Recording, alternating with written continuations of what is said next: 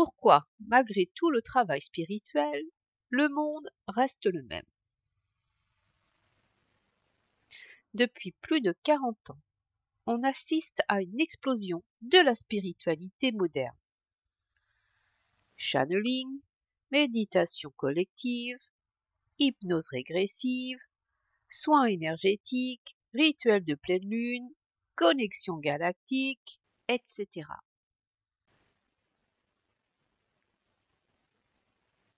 Des millions de personnes travaillent pour la lumière. Alors, question simple.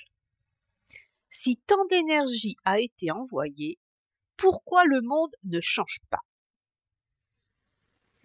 Pourquoi la guerre, la corruption, la manipulation continuent comme si de rien n'était?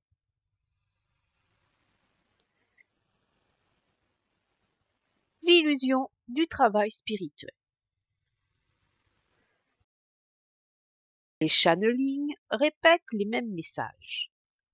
Restez positif, vibrez haut, l'ascension arrive bientôt. Les hypnoses ramènent souvent les mêmes récits. Nous sommes sur le point d'évoluer vers une nouvelle Terre.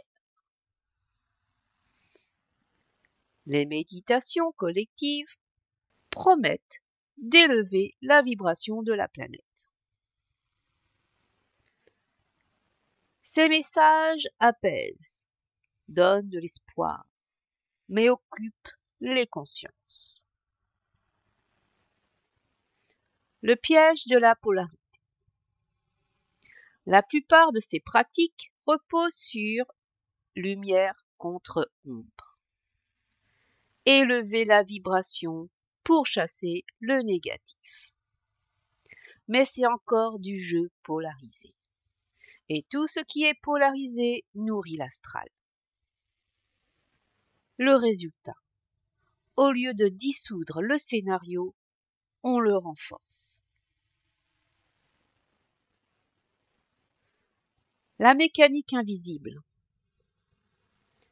Quand des milliers méditent pour nettoyer la Terre, ils créent des ponts énergétiques. Ces ponts sont captés par des égrégores qui recyclent l'énergie. Au lieu de libérer, on densifie le champ astral. La matrice adore ça. Elle se nourrit autant de la peur que de la lumière forcée. Et pourquoi personne ne remet en question? Parce que ça fait du bien de croire que l'on aide. Parce que ça rassure, je suis du côté de la lumière. Parce que remettre en question ces pratiques reviendrait à voir que tout cela ne change rien. Beaucoup préfèrent rester dans le confort de l'illusion. L'axe vivant est la vraie bascule. Dans l'axe vivant, tu comprends que l'amour n'est pas un slogan, c'est un état neutre. Tu n'as pas besoin de sauver la planète. Ton alignement suffit à changer ton interface.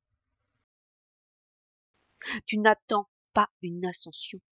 Tu réécris ton expérience ici et maintenant. Tu retires ton énergie des égrégores, même positifs. Et là, tu redeviens créateur libre. En conclusion, le monde ne change pas malgré des décennies de travail spirituel, parce que ce travail s'est fait dans la polarité. Tant que l'on oppose lumière et ombre, on nourrit le scénario. Tant qu'on attend des guides, des sauveurs, une ascension, on reste piégé. La clé n'est pas de travailler plus fort, ni de vibrer plus haut. La clé, c'est de sortir du jeu, revenir dans un axe vivant, neutre et stable. Et c'est seulement là que la matrice cesse de se nourrir de nous et que la réalité se transforme pour de vrai.